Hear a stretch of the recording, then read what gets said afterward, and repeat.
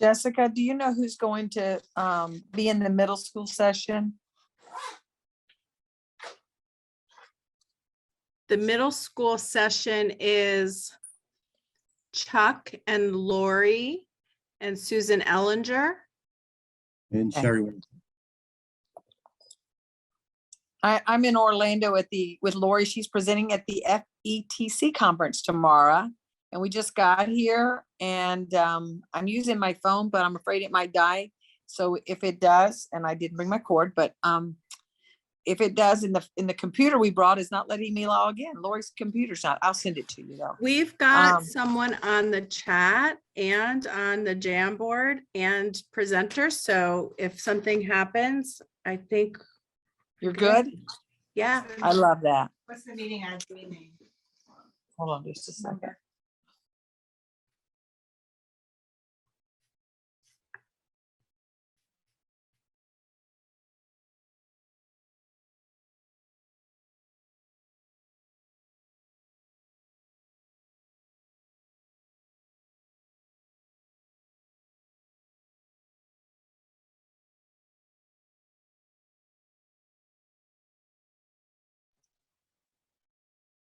Fine. I'm muted now, right? You guys can't hear me?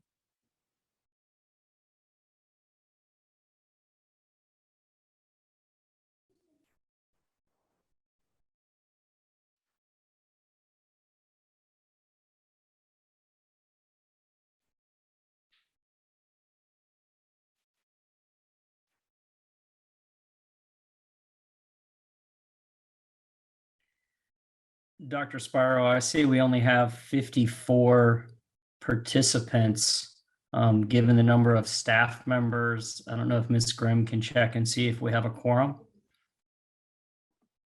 Give her a moment, we'll take a moment and see if we have enough. Oh, it went up to 59, so that's a good sign. Maybe we'll give it an extra minute just to make sure we have a quorum before we start.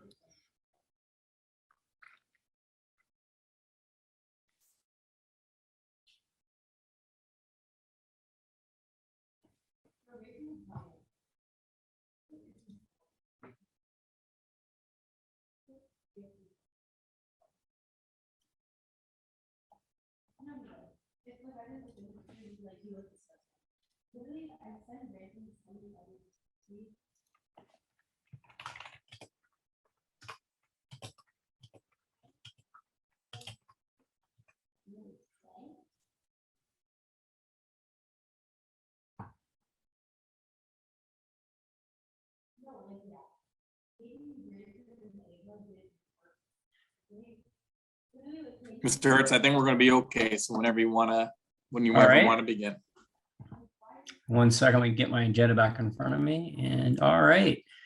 Good evening, everyone. I'd like to welcome you to the January 26th meeting of the District Advisory Council.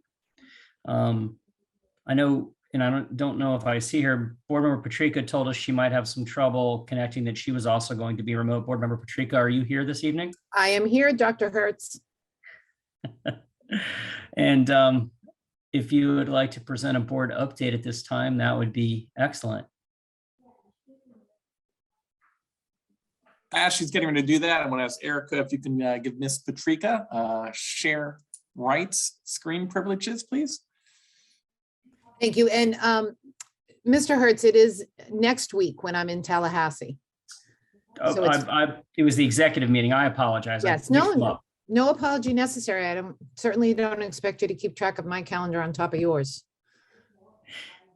Let me see if I can share my screen here. I can. Excellent. So good evening, everyone. I'm really happy to see you all here and see your turnout. I see a couple members of staff on this call who've already seen me do this, but your school board right now is engaged in what I consider to be one of the most important things we do, which is hiring a superintendent. And we're asking for your participation in this process.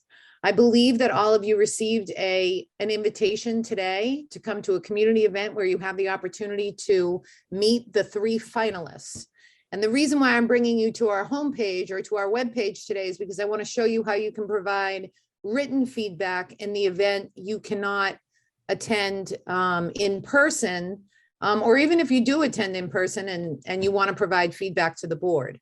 So you see here up on the left-hand side, you see I'm at leeschools.net. This is our homepage. The other thing that you'll see is right here on this banner, you see where it says Connect with Lee. That changes every few seconds.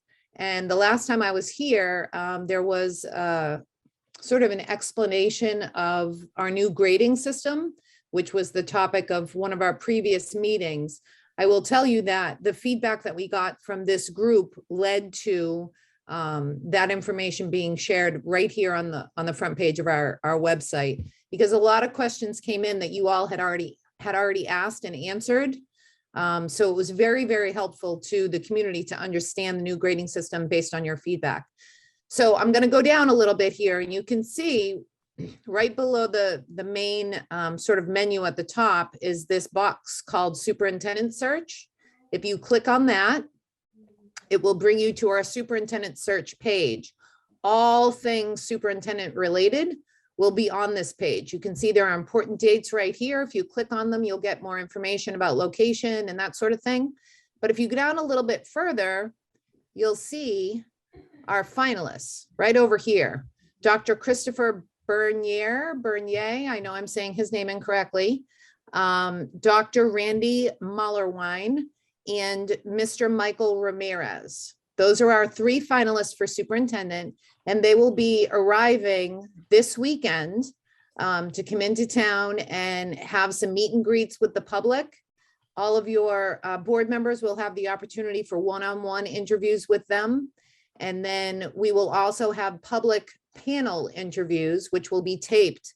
And if you can see right here, the Christopher Bernier interview, if you click on that, what you'll watch is his semi-finalist interview.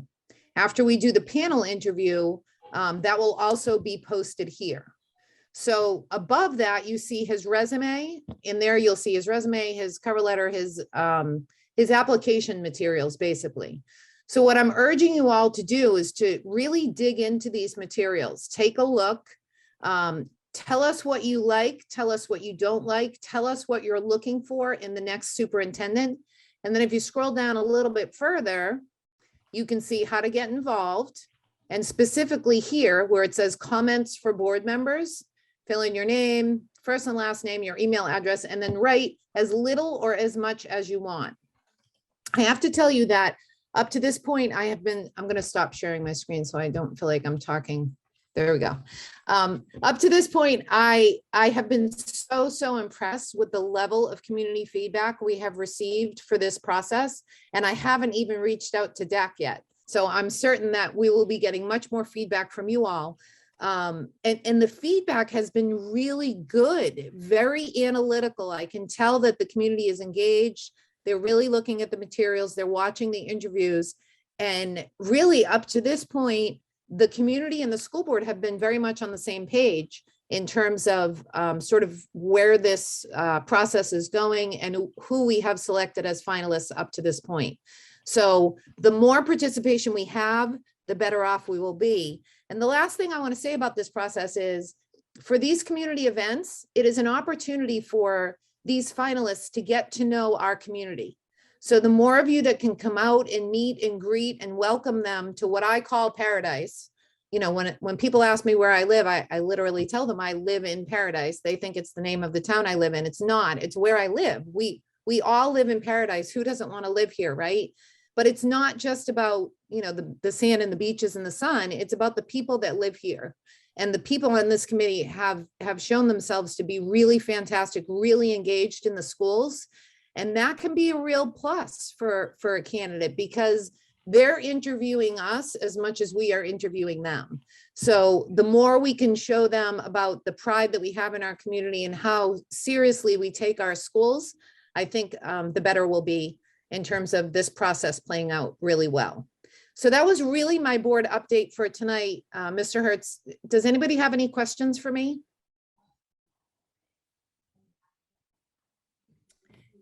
And if anyone does, I mean, you could at this point unmute yourself and ask the question, but I will say at our last meeting, we had a lot of really good luck with people using the down where it says reactions. If you click reactions, there's an opportunity to raise your hand. And that also worked really well for us when we had multiple people looking to speak. So I'll remind everybody that that's a tool available to us. I don't see anybody raising their hand, but I'll pause for a moment to see if anyone wants to unmute themselves and ask Board Member Patrica a question.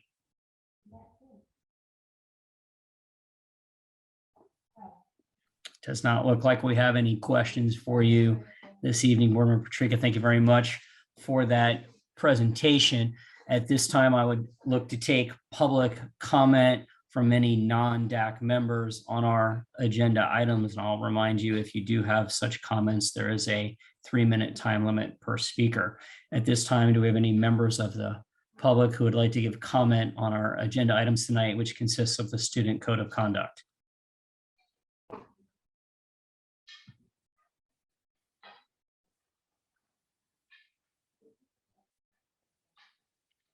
Seeing none, before I introduce the folks to speak to us tonight on the Code of Conduct, I want to sort of dovetail a little bit on what Board Member Patrica talked about. I will tell you that as the chair, I presented to the board yesterday afternoon, updated report, and really talked about how proud I am to be part of this board and the changes it's made in the 9 or 10 years that I've been on it. In fact, I started with Board Member Patrica when she was also a member of this group. And I think we were both representing elementary schools at that time. And now I'm here representing a high school, and talked about the just really sea change, in my opinion, that's occurred when I first came to this. And some of you may have heard my little speech here before, but when I first came, we would come to these meetings and staff members would show up with a PowerPoint. They'd show us the PowerPoint and they'd leave. And that's what these whole meetings consisted of. I think it's completely different now that we have this interactive discussion back and forth, that we give suggestions that are implemented. As Board Member Patrica talked about with the quality points, the video was placed that we suggested. They created the video after our meeting, and as well as incorporated specifically the discussions and things that were brought up in our chat regarding the different trying to think of the right word, scenarios is what I'm looking for. When they had presented the sample, sort of where they had made the Excel spreadsheets and gave scenarios of different grading alternatives and scores for sample students and how that quality points would affect their grades, that was incorporated into what went out to folks to try to explain. And when questions were asked, the thing that made me really proud is they relayed back to us at the superintendent's meeting, and I relayed to the board, that the questions the board received and the questions that the district staff received regarding quality points very much mirrored the questions we asked and the answers we wanted in our meeting. So it was a great example of how the time that everybody's committing to this really made a difference. You know, I reminded everybody back again of Dr. Spiral brought back to us the best practices tips for Google Classroom and some of the other types of concrete things. So I want to keep doing that. I want to keep encouraging everybody to participate on this board. And if you have an interest, there are other boards to participate on. I told the board about how I think this has been a big success, the school board members, how our committee has been a big success because of the synergy we have, and because I think people feel that their input is valued. I think our committee does a great job of that.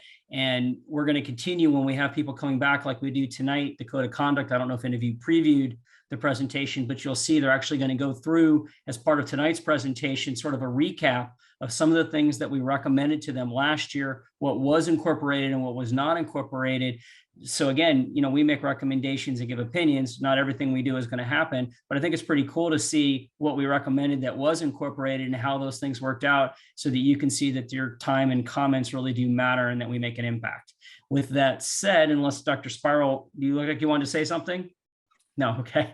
And then, so I'll introduce, we have Mr. Brian Manigan, Tammy Scott, Chuck Bradley, Jessica Duncan, Amy Clark, Lori Brooks, Sherry Wenzel, and Theresa Bowen are going to be part of the presentation. The reason there's so many folks is because we've been so active in the chat. They brought a whole host of folks to both present to us as well as to respond to questions in the chat. So feel free to continue to put questions in the chat. They have folks to respond to that. And then there'll be one of the presenters in, at least one of the presenters in each one of the breakout groups to help facilitate that process and take any grade level specific questions. With that, I will turn it over to our presenters. Thank you, Dr. Hertz. This is Brian Mangan. I'm the Director of Constituent Services. I'm going to go ahead and share my screen to bring up the presentation that he mentioned that came out a little bit earlier. So,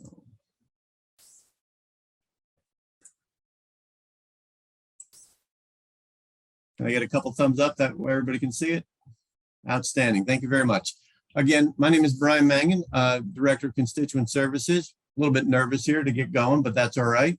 Never have been on a Zoom with this many folks from outside of our district and presenting, so it's cool. Last year when we did it, I know we were returning to some in-person work, and I felt much more comfortable with everybody in the room. So if there's a little bit of an edge to me, it's because I'm Ant and I want to do a great job for you all tonight, and I appreciate that opportunity to be back. With that being said, this is our agenda. We're going to go over a quick orientation and then go through the major parts of the code and have a special shout out on the student dress code. More on that a little bit later.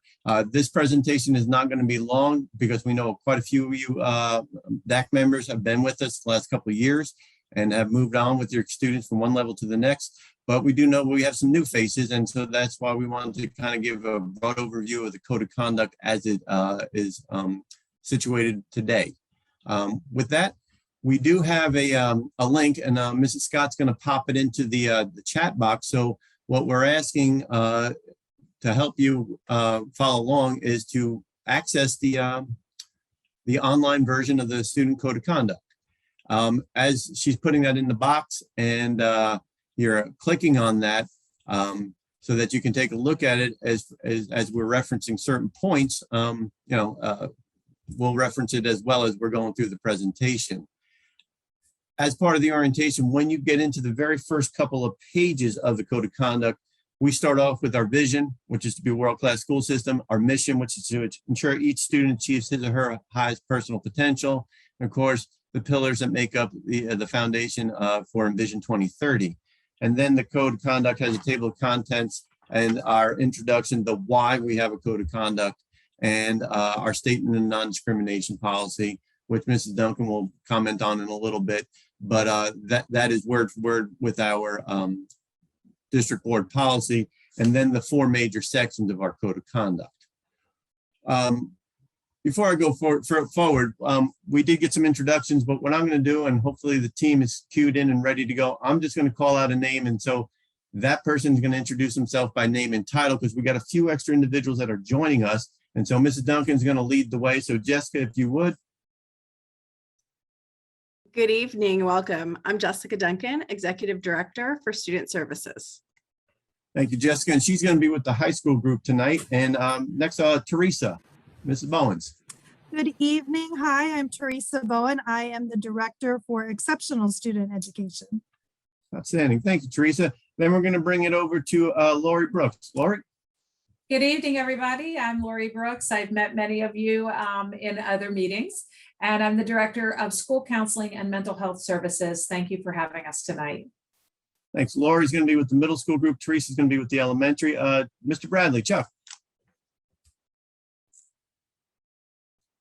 There we go. Good evening, everyone. It's good to be with you this evening. I'm Chuck Bradley. I'm Director of Positive Prevention for the district. Thanks, Chuck. And Chuck will be working with the middle school group also. Scott, Mr. Kozlowski. Good evening, I'm Scott Kozlowski. I am Assistant Director for Exceptional Student Education, and I'll be part of the high school group. Outstanding. Thank you, Scott. Susan. Good evening, I'm Susan Ellinger, Assistant Director for Exceptional Student Education, and I'll be joining middle school. Sherry. Good evening, I'm Sherry Wenzel, and I'm the Coordinator for Mental Health Services, and I will be joining the middle school group. Thanks, Sherry. Tammy. Good evening, Tammy Scott. I'm the coordinator of multi-tiered system of supports, that's a mouthful, and attendance. I'll be joining elementary. Thanks, Tammy. Wally?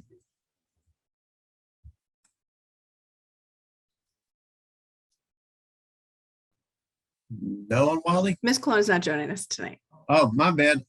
Sorry about that, folks. Let's skip that one and head over to Dwayne.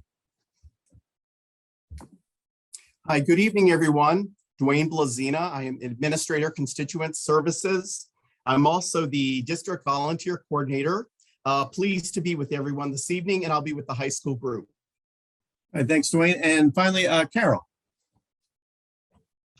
Hi, good evening, everybody. My name is Carol Hogger. I'm the school counselor for student enrollment right now, and Brian asked me to kind of tag along and help out wherever they need me. I'm not sure which group you assigned me to, Brian, but you said you'd have a spot for me, so wherever you need me. Absolutely. And that's why I had you without Wally here. You're going to be with the elementary group. And just so you guys, just so you guys know, Carol's working on an advanced degree and she's looking for projects. And so when she told me that, I said, I got a project for you. And so she happily joined up. Well, thank you, folks. Appreciate that. All right. As part of our annual effort to gain feedback on the code of conduct, these are the different groups we have been to and planning on going to. As you can see, you guys are right there in the middle. And this is nothing more than the function of when it works for the calendar, pretty much from the start of January through about the middle part of March.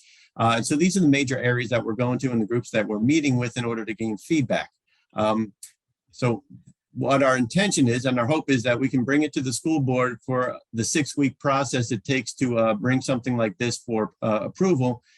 Sometime in late April, hopefully, would be the timeline, so we can see some, all goes well, fingers crossed, by the end of May, having it approved and ready to go for print and getting it ready for the ADA side of the posting on the website as well over the summer. So when we get back into the 22-23 school year, we're ready to go on day one. With that, I'm going to bring it over to Mrs. Duncan. Thank you, Brian. So one of the things we wanted to focus on today was the impact your team has and how important the information you share is with us and for our students. So as we're looking through the code, and I'll share some examples and you're going to have an opportunity to look through on your own. We're going to give you a little time to do that later. But one of the first things was the non-discrimination format. And your suggestion for this was to make it more readable. What we had was sort of a blurb of information and it looked intimidating to people. It was confusing. So we have on this page, you're going to go and we'll give you these pages right here. You can see everything bulleted out. So it was really a great suggestion. When you open the page, it is page 8. It's right at the beginning. You can see everything bulleted out. What we don't discriminate against, our state and local laws are all in there. So that was a fantastic suggestion and it's right at the beginning of the code. Another suggestion was scholarships. Now that's towards the end of the code in essential information. Another fantastic suggestion where we included 10 different scholarships that students can look at. So when they go in, they can see some things that they can access and it's right at their fingertips.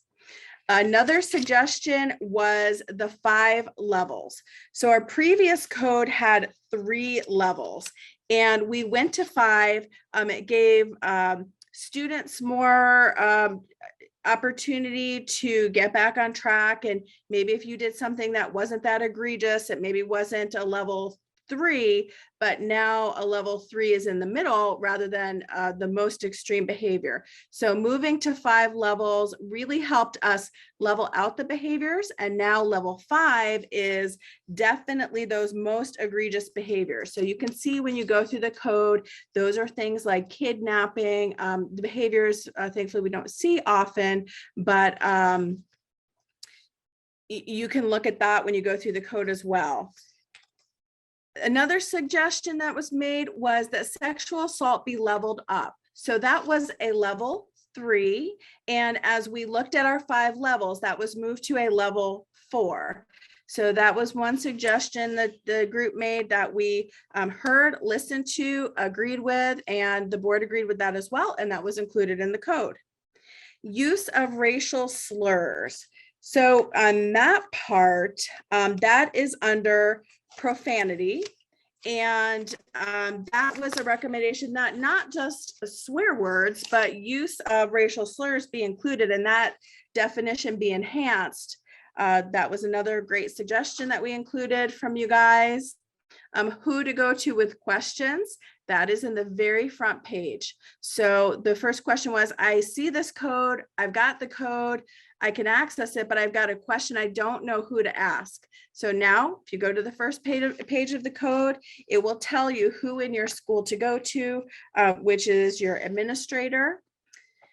Chromebooks charged. we have a section in essential information related to technology.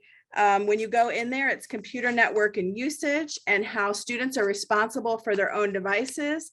That information now includes a section that students are to take responsibility for their devices and ensure their devices are charged and ready to go for the day. That was a great suggestion, really important, essential for learning. We know how important Chromebooks are, so we need students to come to school with them charged and ready to go. So thank you for that input. Do the right thing. In our section for celebrations, that was something that someone noted in the team and shared that was something missing from that list of things that we do to support students and celebrate appropriate student behavior. So that has now been included. And the last thing is model student behavior. This was a really powerful suggestion. We talked about student behavior. So for example, a level 5, these are the most serious acts of misconduct, violent actions that threaten life, where law enforcement must be noticed. We now have model student behavior. So we don't just want to know what the student behaviors are that are negative, but also what do we see on students who are modeling appropriate behavior? And those model behaviors in this level are respecting life, law abiding, accepting responsibility for actions, demonstrating respect for property of others, and respect the liberty of others. And there's a model student behavior for each level of behavior. So not only do you get to see what the behaviors are we don't want, but also what are these expected behaviors that we want to see. So these were fabulous suggestions. So many of suggestions you provided, we actually did include in the code. So again, extremely valuable input. Thank you for this group and the input they provided. A couple things that were suggested that we either are still considering or didn't include is one code for pre-K to 12. We still do have the 2 codes. They are very similar, but slightly different. There's a couple things that are specific to the older students so we did keep those 2 separate. And the other consideration was how often we review the code. At this point, we have a fairly solid code. We've made significant changes over the last couple of years. So we talked about just doing the major over 3 years and then annually just minor changes. But we are going to stick with the annual review at this point. Discipline, especially in a time with COVID and lots of changes and student needs. We just feel like at this point is extremely important that we continue to review this code annually. The board agreed. So that is the schedule we'll be on right now. Of course, we could review that again, or if that's another suggestion that comes up again, we will continue to bring that to the board and our other teams. But at this point, we do review annually. So that concludes the impact of the team, this DAC group. As you can see, really phenomenal input, and we look forward to more input this evening. Mrs. Scott. All right, good evening. So I did put 2 links in the chat box if you did not see those yet, one for elementary and one for secondary. For the purpose of our conversation tonight, I will refer to the secondary code and certain page numbers just so you can jot it down and look at later on for your leisure. One of the things encompassed within the rights and responsibilities would be the authority of school personnel. And then we have the notification of parental rights. One of the pieces that has already been part of our code is the parent portal, but over this past year, we have enhanced that parent portal tremendously to reflect back on the Parent Bill of Rights. So we are looking for a way to visually display that so it's a little bit more prominent for families to recognize. The next thing is in regards to students' responsibilities. And the students are always wanting to know what they can do and what they can't do. So we do outline what our 5 R's are: ready, reliable, responsible, respectful, and role model. At this time, there is no conversation of changing those 5 R's. Ms. Duncan did an excellent job of explaining the model synopsis of level behaviors, and that was a very positive impact in our current code. And I wanted to just kind of explain a little bit to you. When I look on page 25 of the code, it's a synopsis of model student behavior for level 3. So the way that this section has been designed is to really be a tool for our students and our staff as well as our parents.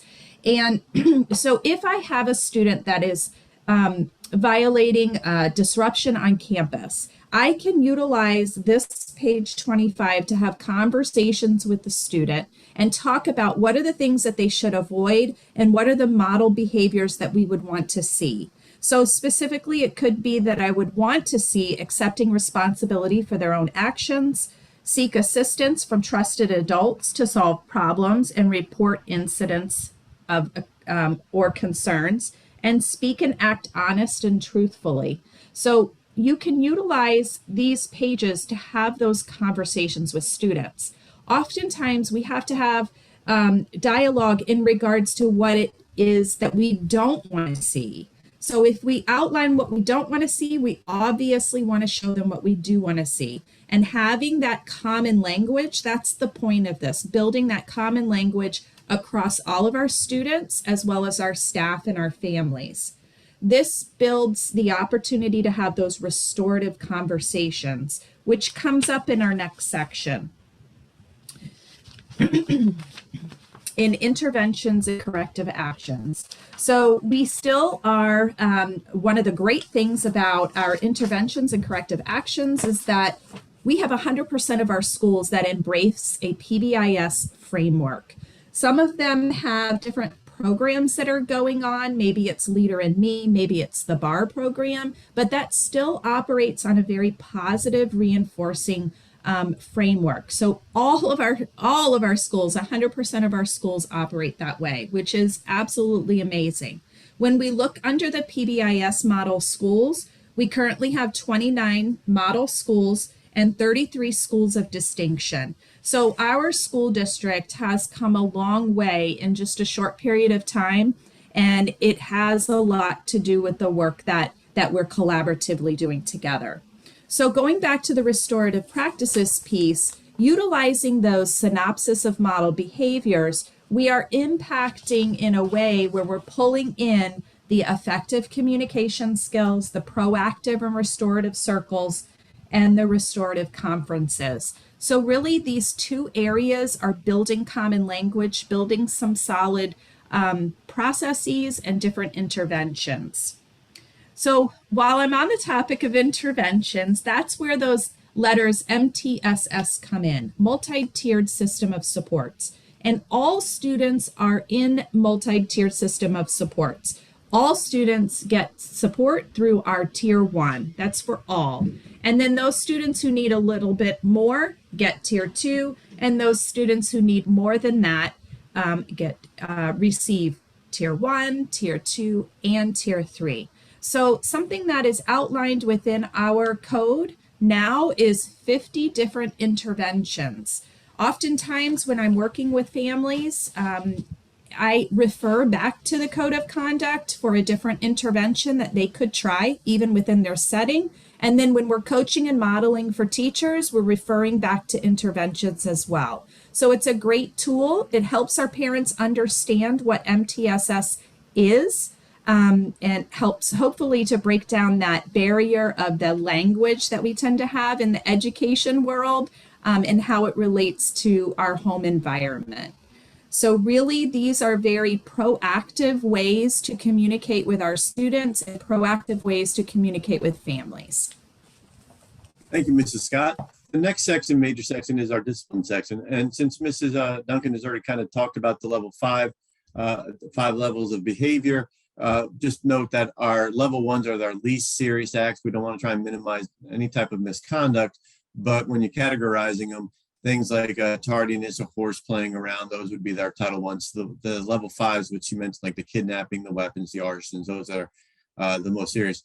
Overall, there are 45 different identified behaviors. 26 of them come to us from the state, the School Environmental Safety Incident Reporting System, otherwise known as CESR. And those 26 codes have been developed by the state going back to the mid-90s, and they update them and change them through the legislative session. And one of the things we notice inside our code is we're not on the same time frame as the state legislature. So if you think back to our orientation, us trying to get this done by the end of May, beginning of June, is something that we just need to do so we can facilitate the printing of the actual documents, because we're responsible for having at least copies that are printed available at each of our sites, but also getting the website version ready with the ADA compliance portion. And so when the state updates those, typically that'll come out at the end of the legislative session, which would, May, June, July. And so what we put in there is a link to the CESR codes. We also send out the posters we get from the state to our schools so they can put them up in various offices. And even though the code is static and changing it is something that requires board input, we do try and put some measures in there. And we've talked with the Office of Safe Schools, and they think that our approach is acceptable to have the most up-to-date when we go to print and publish, but then also to have those links in the supplements when things change, because they don't always change on the same time schedule. Our 19 local codes are the ones that have been developed as kind of a supplement to those major ones from the state. And some of these things are like disruption in the classroom, insubordination, petty theft. Those are just a few examples of local codes that have been developed over the last couple of years. Our matrix identifies prohibited student conduct and lists the range of corrective actions which may be imposed. Because what we've learned is a one-size-fits-all model for what should happen if the student is tardy first time, second time, third time, doesn't equate well in the elementary, middle, or high school across the board. And frankly, when you're looking at some of our high schools and the sheer scale and the size of it, and the age of the students and what we're trying to get there and the number of class changes, tardy is going to be a much different issue for high school students, whereas at the elementary, with the lack of class changes, and typically a tardy might be coming to school, and sometimes that's way beyond the an elementary school kid's capability. The bus is late, the parent has an issue, and so we try and give those corrective actions a range to our principals so that they can tailor their response to their particular school culture and climate, but also to what is right for their age level, and in getting down to the individual student and taking into account all the things that might impact a disciplinary decision, an IEP, a 504, an MTSS plan. Maybe they know something that the student is struggling at home about. Maybe there's some trauma going on, and the administrator or the dean handling it is aware of that, and it's an opportunity where the student might be acting out to actually get some help, and maybe there's a mental health or a school counselor referral that would come along with that, as opposed to just hey, you're in trouble and this is the end result of it. So that's the design inside of our discipline. And then we come to the last section, and I'm not going to go over every last piece of it because there's quite a bit, but things like our attendance and makeup work policy are brought to us by policy 4.16 from our board. And so we couch those areas in there because attendance this year is a huge challenge for us. And, and trying to get students in school is one of the things that came up this year that is putting a strain on us across the board. And so working with that and adhering to the policy, it kind of gives us a ground base to work from, and at the same time uphold what the board expects out of us. Our bullying and harassment policy is also known as the Jeffrey Johnson Stand Up for All Students Act from the state, which came out of our district a few years ago. It was a tragedy, but there is a silver lining for it. And this model was developed in a large degree here in Lee County, has become the model for the state. A lot of kids wonder about the bus transportation, and what we remind them, the bus is an extension of the school. And so those drivers, it's our intention to support them whenever they're dealing with misbehavior on the bus. And just because the driver, puts in the referral and then goes on to the second, third, fourth, fifth run of the day, we anticipate our administrators to uphold those students to the standards that we would expect them in the classroom, the cafeteria, wherever on campus at the same time. Computer network, that's a big thing. All of our students have a device now. And as mentioned earlier, making sure that it's charged, not only was that echoed here in the DAC, but also by our teacher groups and all. and making sure students know that this is just like sharpening the pencil, just in the new age of things. Our mental health instruction, just want to point that out, that is something that comes to us from the state. And so we keep that inside of our code of conduct as a reminder of the importance of it, of instructing, but also we've added things like the hotlines for students that might be contemplating suicide or having issues with drugs or things like that. And of course, Pledge of Allegiance always comes up. A lot of kids think that they don't have to stand for the Pledge of Allegiance. And to a degree, that's true, but it does require parent written permission, and that's captured inside of our code. Otherwise, the student is required to stand. But if the parent supports them not for whatever reason, there is a portion of the code of conduct that addresses that as well, which is in compliance with state statute. One of the things I did not bring out, but I want to bring out separately, is the student dress code. You might think back to August, September, as the school year was getting started. There was a couple of local media stories about students starting change.org petitions and having concerns about our dress code. And so as we're going through our cycle this year, we are asking each group we present to take an extra close look and an additional thought for the student dress code. When these students were profiled in the local media, and we went out and met with them, the two in specific at their high schools, kind of met them on their home turf and said, tell us what the concerns are. And these students said that they felt like the code, student code of conduct and dress code, was discriminatory and sexist, especially against female students. And so as we review it, we want to look at it and we want to have the feedback saying, do you see the same thing? Is there stuff inside of this? And this is just the overall reason for the dress code. And then there are several bullet points that are in the code of conduct that we would ask you to look at, especially during breakout groups, and have that thought. And I'm not going to say much more beyond that because I don't want to taint the discussion one way or the other. We would love to have your honest feedback. The main reason we're here today, so that we can have an honest reflection on what we're doing with this, and if we need to update it, how, and what is the feedback we're getting from our key stakeholders. And Brian, just Yes. to jump in here, there is a lot of text on this slide, but just want you to know this is directly from the code. So if you're unable to get into one of the codes in the chat, or if you're not able to look at the opportunity we provide you later, this is some of the language directly from the code. So we wanted you to have the opportunity to be able to see that. Great point. Yeah, I know it's a word blast in the face when you're looking at it on a Zoom screen, but yes, thank you, Mrs. Duncan. With that, I'm going to turn it over to Tammy Scott, who's going to take us through how we're going to break out and use something cool like the Jamboard. Tammy? Thank you, Brian. I may be kicking you off. Do you see my Jamboard? Do you see a different screen? Okay.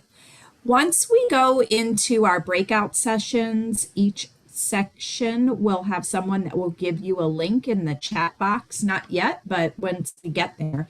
So I want to explain a little bit and orient you to how to use a Jamboard.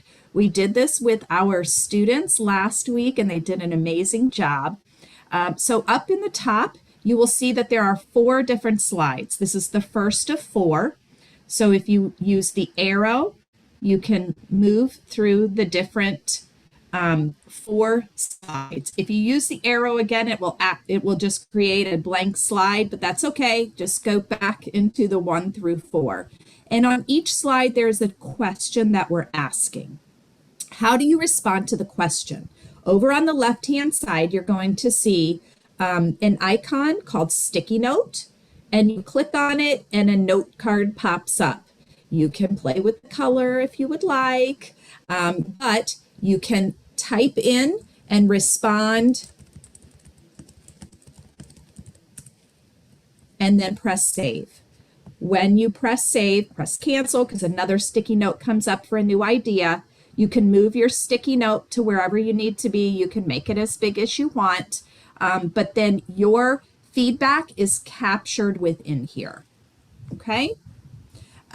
You can obviously in the chat room, you can have conversations with one another. You can add your own individual notes or if somebody else wants to capture in as well. But we wanted to be able to provide everybody an opportunity to put their own personal information in. Now, if someone already has a sticky note on there that's already an idea that you had as well, so you agree with it, you can just double click the sticky note And then I like to right click and select emoji and then give it a thumbs up. Or you could just underneath say agree. Oh, well, it's not a link. And that way we would be able to note any of the comments being made.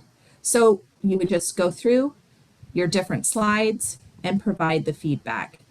2 slides are about the code in general, and then 2 slides are about the dress code, because that was one of the bigger issues this year that have been brought forward. Brian, is there any other? I think that's a good explanation of how we'd like to use this, and thanks for showing folks on how to amplify on somebody else's comment. I see Dr. Spire has his hand up. Yes, thank you. And I just want to reassure the team that all the feedback that you're going to be given today is saved. And then this will be captured, and it also becomes part of the written minutes that Ms. Grimm will put back. So I just want to make sure everybody understands when they put their feedback on here, it is a public document and it will be saved. Thank you very much, Dr. Spiro. Yes, I will save all of this and it goes to Erica. Brian, before we go into the breakout rooms, there was a question in the chat box that I think maybe all of the different levels would want to know. So the question is, in the code of conduct under level 5 behaviors, it lists alternative reassignment as an option for disciplinary action. Does that reassignment include possible assignment to leave virtual school instead of a brick and mortar school for a significant disciplinary issue? Could someone clarify alternative reassignment, please? Thanks, Theresa, for keeping us on track with that. When it comes down to, when we talk about alternative reassignment, it generally is associated with the Success Academy. The virtual school is considered just another traditional school with the obvious difference of being virtual. So it would not be a disciplinary option for a student to be assigned there if they got in trouble in the traditional brick and mortar. I know it has been requested and discussed at the school level on occasion. It comes up to us, but no, we treat Leave Virtual like it was a traditional school and wouldn't be an option if somebody was in trouble and needed to be reassigned or was recommended for reassignment. Unless somebody else in the group wants to amplify on that.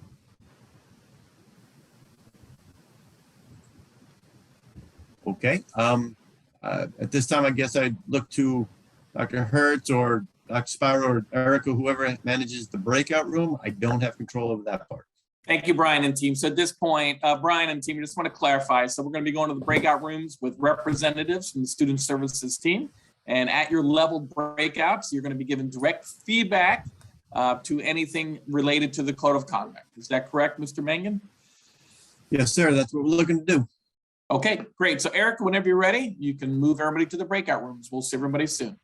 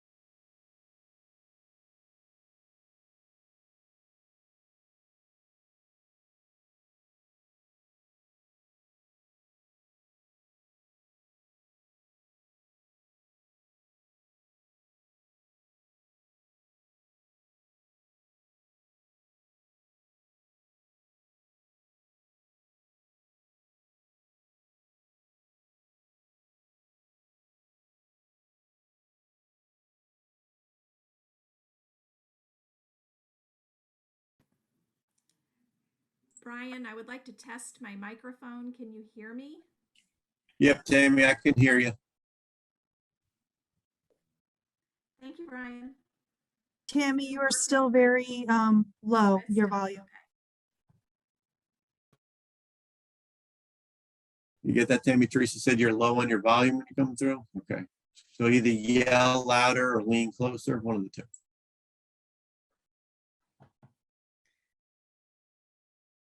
And it looks like we have everybody back. Before we move to our breakout group reports, and I'll make a comment. I was fortunate to have Mr. Manigan in our high school breakout, and I took the liberty of asking if one of the staff would be so kind as to present a summary of the information. And Ms. Duncan volunteered to do that. So some pictures of the jam boards. So I don't know if the staff that were in the other breakout sessions, I know the high school session had a whole ton of information.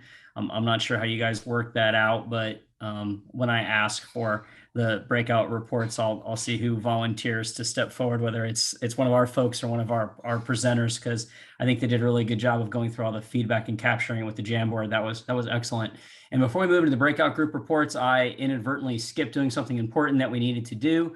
I neglected to ask for people to have reviewed the minutes that were provided by Ms. Grimm along with the email and invitation to tonight's meeting. And I would happily entertain a motion at this time to approve our minutes from the November 17th, 2021 meeting, which was our last meeting. I'll motion to approve. Ken Wilbert. Thank you, Mr. Wilbert. Do we have a second? I'll second. Carrie Rathbun, James Stevens. Thank you, Ms. Rathburn. And I will do my typical, if anyone has any comments or requests for changes, or is anyone opposed to the approval of the minutes? Seeing no one opposed, the minutes are unanimously approved. I will now move to the breakout group reports. And since I made that comment, to give everybody a couple more minutes, we'll start with high school, and I'll ask Ms. Duncan if she'd be so kind as to give us a summary of the feedback that was received in the high school group.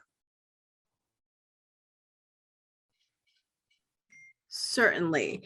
So in respect to the dress code, some things that came up is just ambiguity as we're talking about shoes, what do we mean? There was some conversation about gender equity and also cultural bias and making sure that the code is screened for that.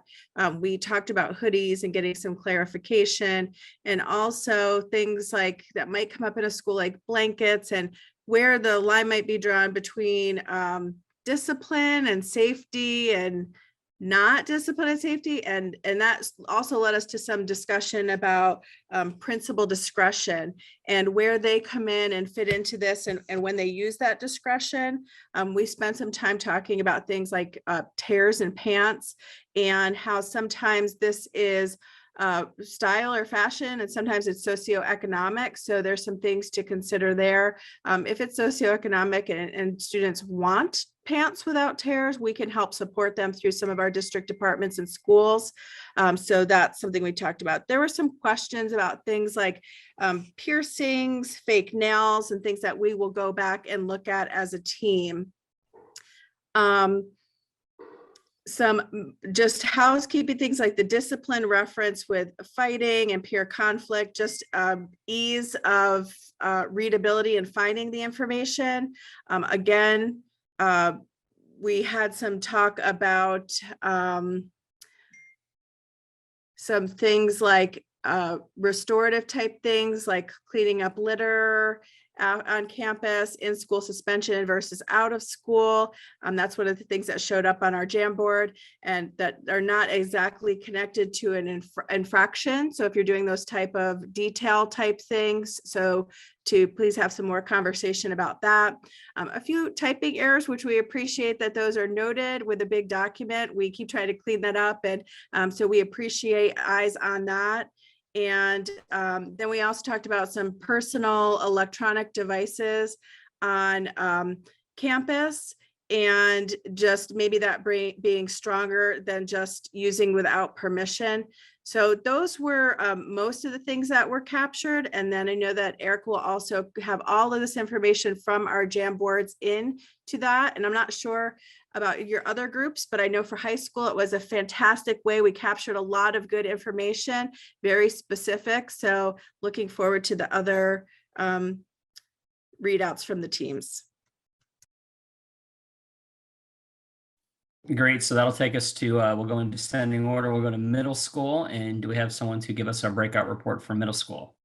Yes, and I see that Pauline's having difficulty with her computer. She's been having some issues, but we've been trying to accommodate around that as we work through the session, but I'll be happy to report out for the group. And we had a lot of the same similar issues to high school in terms of things that came up around the dress code were equity, and especially back to the concerns that have been expressed previously. One comment that came up that is very interesting was making sure that all of our dress code pieces are caveated for students with disabilities or students who are in medical situations that might need a variation from the actual dress code due to that condition.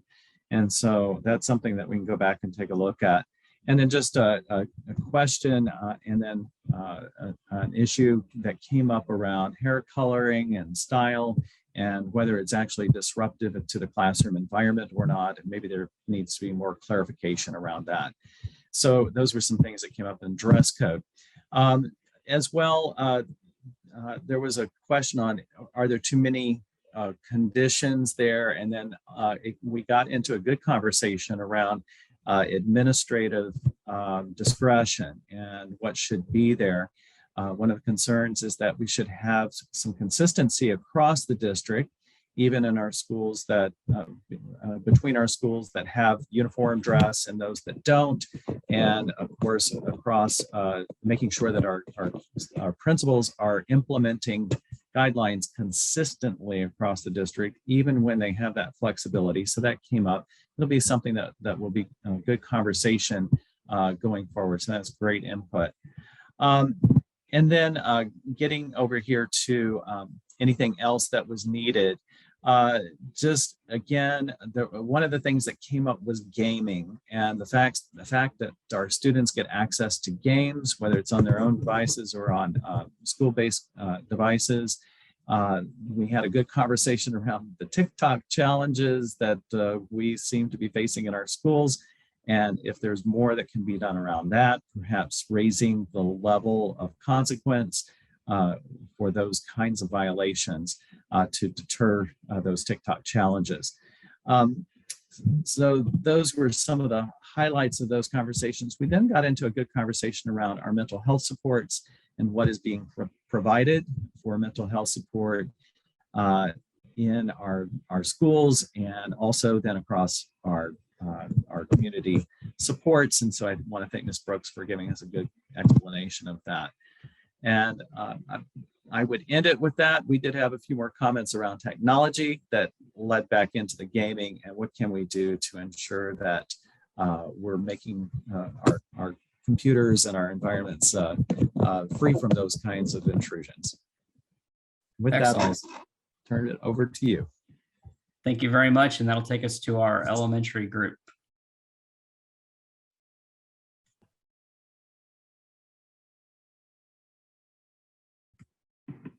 Hi, Grace Howell here for the elementary group, and Chelsea, if you can help me out, I don't know if you're here still. But for the elementary group, I'm just going to read from the Jamboard, which was very useful. It was a useful tool tonight to both save and share. One thing on page 1, it says, is there anything notable that we'd like to review regarding the student dress code? Several issues about ambiguity, example, what constitutes shoes, for example, flip-flops, closed toe, etc. Dress code should be reviewed to screen for cultural bias. One person said that my female students, the summary for the female students, that the dress code is discriminatory toward females and that the same rules just don't apply to both genders.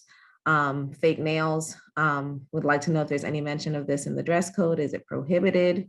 Can students have or even wear fake nails? Is the length of them or the shape of them a safety issue? clarification on hoodies. At the high school level, kids wear them all the time. It's part of their normal everyday attire, but perhaps a clarification. They are not allowed to pull the hoodies up during the school day. We had a discussion about that where at the elementary level, we said that some schools are allowing hoodies to be worn. They just can't have them on their head, while other schools are saying you can't have a hoodie on at all in the building. And so we were saying maybe it's a principal discretion.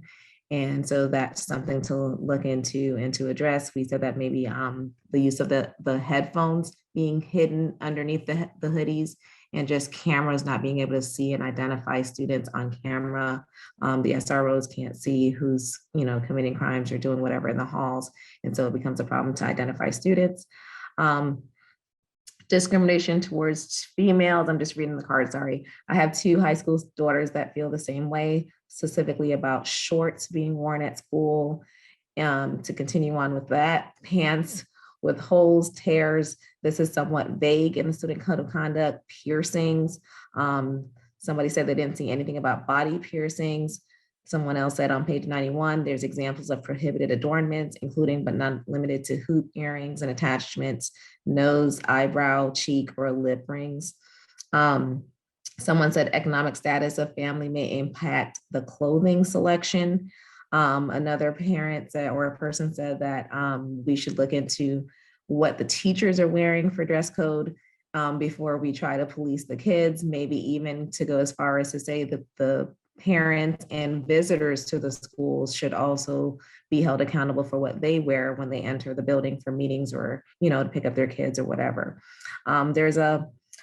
It would be great to address the word distraction in the dress code, should not discriminate against either gender. One specific is no shorts and or length of the shorts should apply both to girls and boys, to both genders. On page 2, sorry, I'm not trying to read every single thing here, but what changes would you propose to the current dress code? Dress code should be less rigid and more gender balanced. Review the idea of fluffy shoes and pajamas, blankets during cold weather, understandable, but during the regular school year, maybe they're not specific on whether they're allowed or not. Discipline reference guide when it refers to another definition such as fighting, with a code 9 in parentheses that refers to peer conflict, with a 38 in parentheses. It should have the number to make it easier to find. A couple more, sorry. Is there anything notable you'd like to review regarding the code of conduct? On page 21, there's a typing error on initiating or participating, using personal electronic devices to record teachers, students while on campus. Shouldn't this be held stronger than just using it without permission at all? The BYOD, which is bring your own device, stoplight, someone asked, it talks about it, but cannot find a place where it goes into detail about it. They've never heard of this before, but we did find it, I think, on page 89 or 90, I can't remember which one. And then does clean up the campus after school if you litter the school sound like a good, fair idea? In-school suspension or out-of-school suspension are not exactly connected to the infraction. In a nutshell, why not? And Chelsea, did I miss anything? Oh, and hair color. Hair color is vague in the student code of conduct. There's sometimes a cultural component to that, and it should not just be a principal discretion of hair color, but that's always just a ongoing issue with what colors are acceptable and if you could dye part of your hair or the whole thing, that kind of thing. And then excused tardies was one. There's an issue right now with busing, as you guys know. And so just the addressing the excused tardies when the bus causes the kids to be late. Maybe that can be looked into as well. I think that's it, Chelsea, unless you have something to add. No, that sounds like everything I remember as well. Thank you. No problem. Well, great. It sounds like we had another productive meeting with a lot of good feedback from our group to the Code of Conduct folks, and I'm glad they brought so many people, and we'll look forward again, I guess, next year to hearing a report of what was changed and what wasn't. I think that was really excellent that you provided that to us, and appreciate that. A couple of other comments I want to make. One is I want to show everybody that all of the comments in the chat boxes from the breakout sessions were saved, and those will be added into the minutes. So anything that didn't make it on the Jamboard, but at least in high school, I know we did. Several people put comments in the chat box. Those were all captured from each of the 3 breakout sessions. So I want to assure you all of that. And then a comment I'll make to Dr. Spiro, I raised as a comment in our group, but it sounds like you may have a real opportunity here to do what you did with the Google Classroom and pull some principals. We happen to have we give him a shout out, Mr. Engelhardt, the Cape High School principal. And when the issue of principal discretion came up, he kind of gave a really great explanation of how he looks at that and how it, at least from his point of view, he doesn't think it's a big issue because of the way they address it. And it seemed to sound like, at least at his school, it's used more to avoid having students be in violation than it was to cause violations.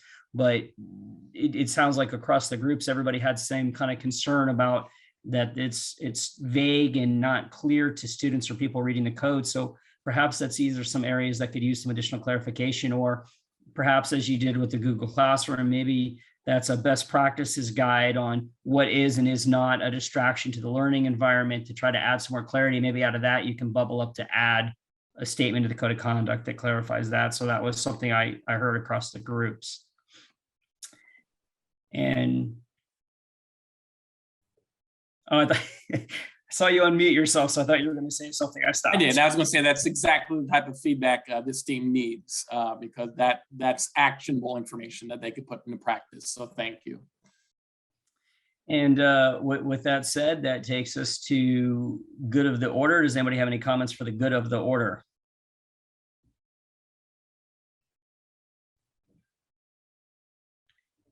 Seeing none, I'll remind everybody that our next meeting is going to be February 23rd of 2022. Oh, I did have one other comment. We had a question in the high school group of if someone thinks of additional stuff, the code of conduct is very large. If somehow if this meeting motivated you to review it or look through it, that is something that you could either provide by email to Ms. Grimm, and that would be collected and provided back to the staff, or certainly at our next meeting in February, you could bring that back in breakout sessions or in the comment boxes of our Zoom meetings and provide that, and our staff will capture that and pass it on to these folks. So, that's really true for any of these. Everybody remember that part of the goal of this is to get the information here, take it back to your SAC meetings. If you have a discussion with it about SAC and there's things that come back, we should always try to provide some time, either verbally or through our written tools, for you to bring that feedback from your SAC back about these things. And Dr. Spiro and Ms. Grimm and our other staff will always make sure that gets passed back to the appropriate people to be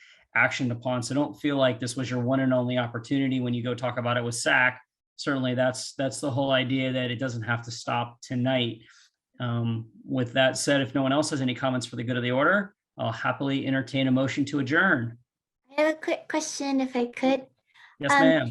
I was watching a district meeting or two, and there was some great discussion on the ESSER funds and the ICP.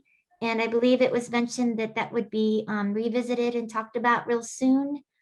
Will we have a chance in our DAC meeting to see where that's going? Certainly, that's something we can put on our list of topics where the next executive DAC meeting is February 2nd. We can certainly make sure we add that to our list of topics and follow up with staff on it to see if it's something appropriate that we can weigh on or be able to give some feedback to. That'd be great. Thank you. Anyone else?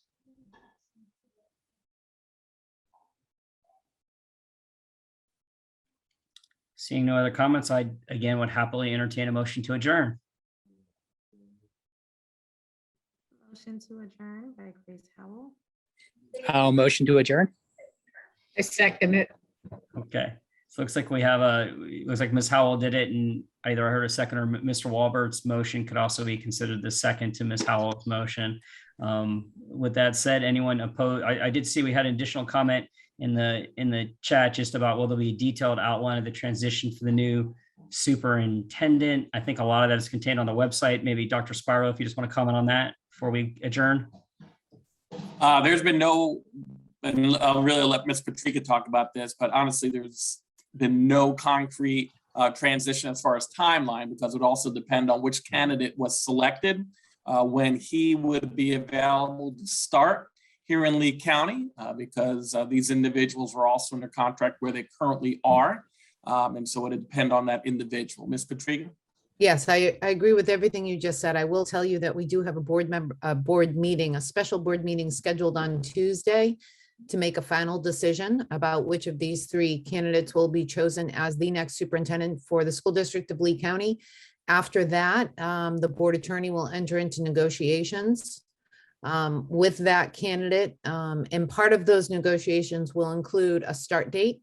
And as Dr. Spiro said, all of these people are working currently, and they certainly aren't going to want to leave their existing districts high and dry.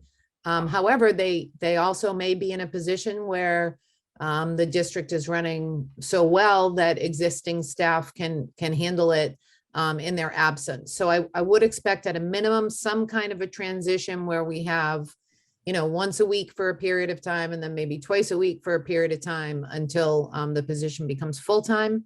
But I really can't get into any exact time frame until we have a final candidate and those negotiations take place. All right. With that said, I'll look forward to seeing everybody February 23rd, and look forward to everybody. Have a great night, and thanks everyone for their participation and feedback, and thank you staff for all of your presentations. I won't try to name all of you because there are a lot of you, but thank you very much for your involvement and willingness to listen and bringing us this new tool, the Jamboard. I think it worked really well for our meeting. So thank you very much.